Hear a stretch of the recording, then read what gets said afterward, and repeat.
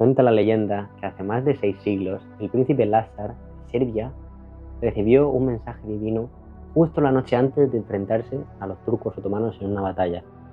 Y decía así: puedes elegir entre dos copas.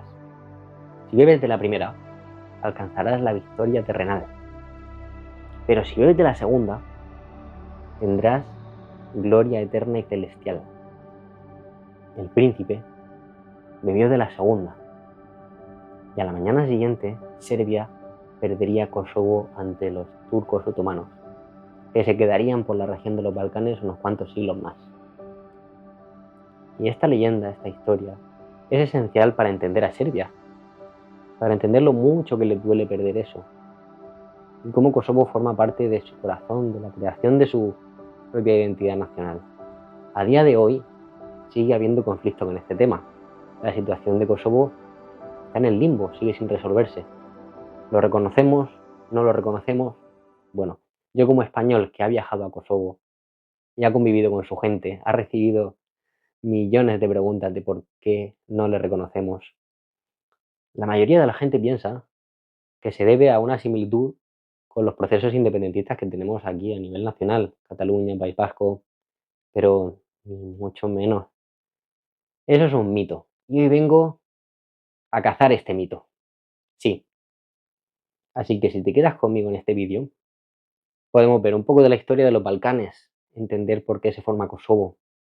Vamos a analizar la historia de las relaciones internacionales entre los países. Contaré mi propia historia personal, que fue una aventura, un viaje, que duró 3 semanas desde Dinamarca hasta Kosovo, viajando en autobús con 16 personas. Y para acabar, más allá del derecho internacional y de todo el análisis geopolítico que vamos a hacer, porque seamos sinceros, el mundo ya no necesita más analistas políticos. Está plagado y además, en este mundo, en este orden, donde las cosas que ocurren son tan impredecibles, ¿para qué queremos analistas? Lo que queremos son gente que sea capaz de tomar acción y de reaccionar rápido ante los cambios que van surgiendo. Por eso, quédate hasta el final del vídeo y verás una serie de próximos pasos a seguir para proponer que la situación en Kosovo se mejore y que todos los de la zona, los de la región, podamos vivir en armonía. Así que esto va por vosotros.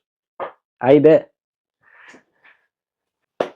Bueno, me pongo de pie porque vamos a hablar de historia. Ahora sí que sí, la situación merece la pena. Pero os digo una cosa, si queréis indagar más, os recomiendo que veáis este vídeo de Karim, que lo explica súper bien. Yo, sin embargo, voy a ir al grano. Vale, pues nos situamos en el mapa. Aquí tenemos los Balcanes y en la época temporal de principios del siglo XX y finales del XIX.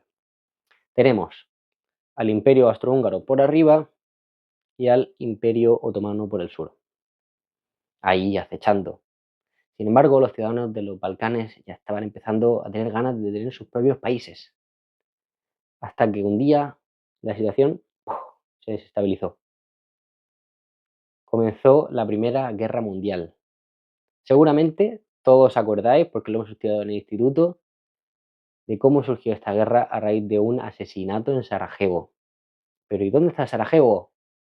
En los Balcanes. ¿Y qué estaba pasando allí? Bueno, pues os recomiendo que visitéis esta ciudad. La llaman la Jerusalén europea y tiene todo el sentido. Tú vas andando por allí y en un radio de 50 metros te encuentras una iglesia católica, una iglesia ortodoxa y una mezquita. Súper interesante, pero lo que más me llamó la atención fue este puente donde se conmemora el asesinato. Lo que más me llamó la atención fue que no se nombrara por ninguna parte a esa persona que asesinaron, sino que se honrase al propio asesino. ¡Wow! Los Balcanes durante todo el siglo XX fue un polvorín. No han encontrado la paz y a día de hoy todavía tenemos algunas cosas que hay que solucionar. Pero vamos a ver si lo podemos entender mejor. Venga. Adelantamos unos años en la historia. Final de la Segunda Guerra Mundial. La situación allí todavía estaba inestable, pero por fin se alinean todos esos países en un bloque llamado Yugoslavia. Sí, la Yugoslavia de Tito, tan famosa. Duró hasta los años 80, cuando este líder murió. Y yo estando allí me preguntaba, ¿pero cómo es posible, con lo que había conseguido, que se muriese el tío este y se desmoronase todo? Bueno, pues analizando un poco su manera de liderazgo, me di cuenta de que él lo que hizo fue tolerar todas las culturas, todas las religiones, pero sin escuchar. Cuando habían quejas de sus propios ciudadanos, en vez de atenderlas, lo que hacía era levantaba la alfombra, lo metía todo debajo, lo tapaba y ahí no había pasado nada. Por eso todo eso se había ido atascando ahí. ¿Y qué pasó? Pues que se muere y sus sucesores no eran lo suficientemente carismáticos ni habían tenido esa historia, así que la Yugoslavia empezó a desmoronarse, poquito a poquito. Hay algo importante que hay que saber de esto. Las regiones que componían Yugoslavia, entre ellas Serbia, tenía dentro de sí misma dos regiones autónomas que eran la de Voivodina al norte de Serbia y la de Kosovo al sur, ¿vale? Por aquel entonces Kosovo ya gozaba de este privilegio de autonomía dentro de Serbia, porque claro, tras años de ocupación otomana, toda esa población se había ido desplazando, formando un mosaico, pues ya no era Serbia, y la mayoría de los habitantes eran albanos. Los albanos son muy curiosos porque no formaron nunca parte de Yugoslavia, tienen un idioma propio que no se parece nada a todos los demás, que son idiomas eslavos. Este tiene su propia rama de idiomas y claro, la mayoría eran musulmanes, pero poquito a poco fueron perdiendo esa religión. Sin embargo, se expandieron y ejercieron su influencia por toda la región de los Balcanes. Si hoy en día tú vas a Albania, verás albanos, pero si vas a Macedonia, lo más seguro es que también veas albanos. Y si vas a Kosovo, verás albanos. Albanos everywhere. Y si te encuentras con este símbolo, ya sabes lo que es, Albania. Bueno, seguimos al siguiente capítulo. Yugoslavia sin Tito ya no es lo mismo. Empieza a desmoronarse, surgen movimientos independentistas que estaban descontentos cómo se estaba manejando la situación de la capital, en Belgrado. Serbia estaba intentando mantener la unidad, pero desde un punto muy autoritario y claro, surgen descontentos y estos movimientos surgen efecto. El primer país que logra la independencia, Eslovenia, con una relativa facilidad por su posición en el mapa. Luego tenemos a Croacia, que no tuvo la misma suerte y se enfrentó en una batalla, una guerra atroz, entre hermanos, porque croatas y serbios son hermanos, hablan el mismo idioma. Lo único que les diferencia es la rama de la religión cristiana que tienen. Unos son ortodoxos, tienen el cirílico, otros son católicos, tienen el latino. Pero básicamente es lo mismo. Y una pena que haya ocurrido esto. Pero bueno, Croacia se independizó y también quedaba Bosnia. Bosnia, que tiene un estatus especial y da para otro vídeo, también entró ahí en batalla con Serbia, que intentaba mantenerla unida. Y claro, cometió atrocidades, genocidio, limpieza étnica. Uf, una catástrofe. Y esto lo podemos demostrar porque la Corte Internacional de Justicia pues, ha declarado que se ha cometido esto. Entonces, claro, tenemos ahí a la comunidad internacional pendiente de qué es lo que estaba pasando en los Balcanes, preocupada, y deciden intervenir. La ONU no había conseguido pararle los pies a Serbia y haber evitado esta masacre de Srebrenica. Sin embargo, ahora venía la OTAN, que no iba a dejar que cosas así volviesen a ocurrir. ¿Y a qué precio? Bueno, se sentaron los países del Consejo de Seguridad. Son 5: Rusia, China, Estados Unidos, Francia y Gran Bretaña. Si uno de ellos dice que no, tiene poder de veto. Se planteó la intervención de las tropas de la ONU en Kosovo para protegerles de que volviera a pasar lo mismo y que se evitara la limpieza étnica de los albano-kosovares. La ONU, con el veto de China y de Rusia, lo paró. pero fue la primera vez en la historia que la OTAN se salta las reglas de la ONU y decide hacer caso omiso y entrar al trapo. Sí, sí, se saltaron el derecho internacional para poder intervenir. ¿Y qué hicieron? Bombardear Serbia. Estuvieron bombardeándoles durante 80 días. Y claro, pues los serbios no tenían nada que hacer contra las tropas de la OTAN. Se los comieron con patatas. Y eso fue en el año 99. Serbia dejó de estar ahí dando la brasa a Kosovo y la OTAN con la ONU estuvieron protegiendo la zona de los próximos 9 años. Y ahí siguen. Bueno, pues no fue hasta el 2008 que Kosovo se declaró independiente de manera unilateral. Esto fue bien visto por algunos países de la comunidad internacional, por otros no, entre ellos España. ¿Y por qué no? Bueno, pues ahora viene el asunto. Vamos a ver, venga. Entra en juego España. ¿Qué estábamos haciendo por aquel entonces en 1999 cuando Estados Unidos, o sea, la OTAN, decidió saltarse la resolución del Consejo de Seguridad de la ONU y decidió intervenir ahí, en todo el asunto de Kosovo con Serbia?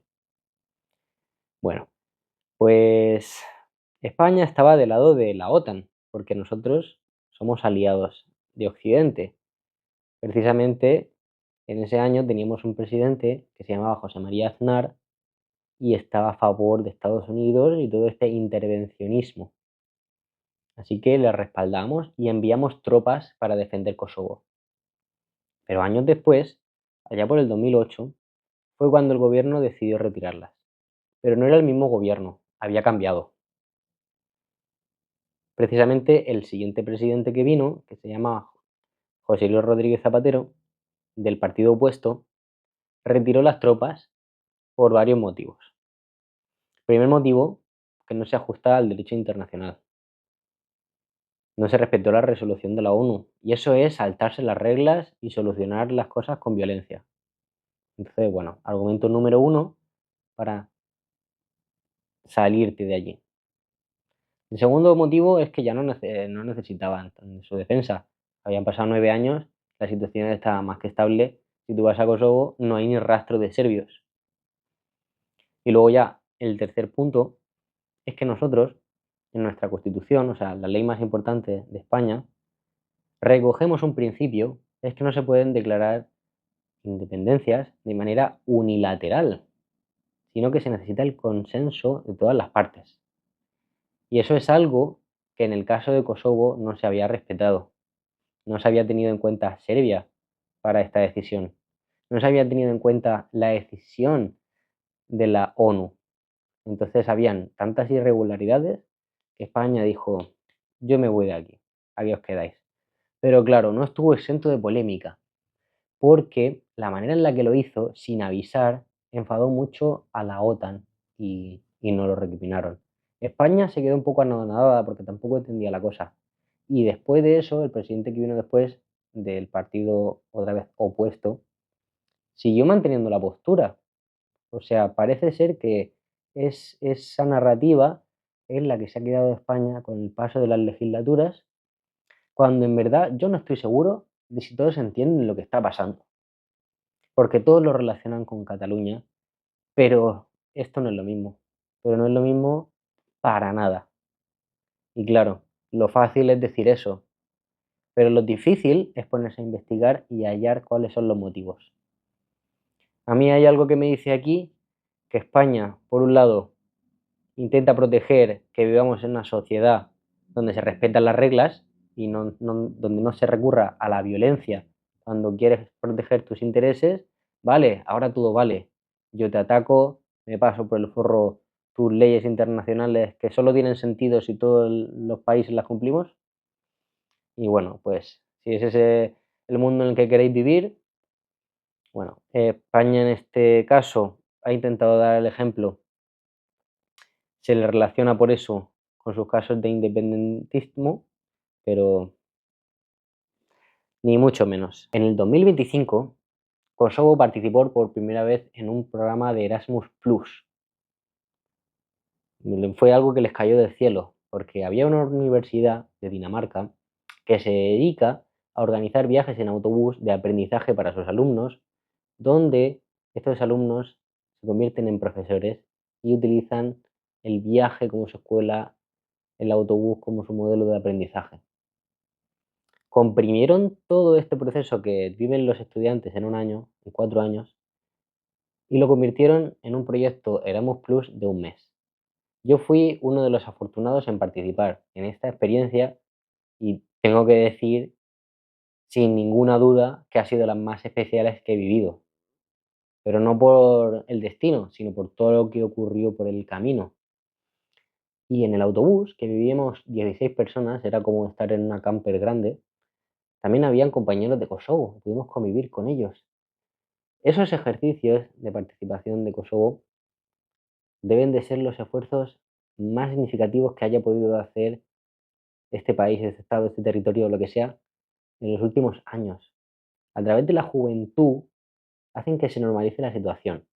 Y yo me he dado cuenta de que estos pobres jóvenes que son igual que nosotros, tienen acceso a Internet y pueden ver todo lo que está pasando por el mundo, cuando en verdad en su propio país están viviendo el segundo mundo. Tienen muchas menos facilidades, libertades. ¿Te imaginas ser de Kosovo y no haber podido viajar a casi ningún lugar del mundo porque ninguno de esos países reconoce tu pasaporte? Bueno, pues lamentablemente es una realidad que han vivido muchos kosovares y muchos de otros países que se pueden considerar apátridas. El Sahara, otro vídeo. Y ya basta. Da igual si reconocemos o no reconocemos al país. España tiene que mantener su postura de apoyo al derecho internacional y tiene que ser infranqueable con eso. Pero lo que no puede ser es que se deje de lado y que se le hagan las putaditas. Porque esta gente es europea igual que nosotros. Y viéndolo desde un punto de vista estratégico, a nosotros nos conviene estrechar lazos con gente de los Balcanes. Y nada más ni nada menos que el corazón de los Balcanes es Kosovo. Es el pilar que mantiene a todo eso un mosaico sin desarmarse. Por lo que propongo que los próximos pasos a seguir con este tema sea de buenas amistades, que nos dejemos ya de las polémicas de los partidos de fútbol, de ponerle su nombre el territorio de, o que ellos nos la devuelvan diciendo que somos al-Ándalus. Basta ya, que nos comportemos como honrados civilizados que somos, que estamos en la Unión Europea, que van camino de entrar. También tenemos que incluir a Serbia, que probablemente también consiga entrar, llegar a un acuerdo entre todas las partes y hacer que los ciudadanos de Kosovo se muevan con libertad. Bueno, si queréis más me lo pedís. Un saludo.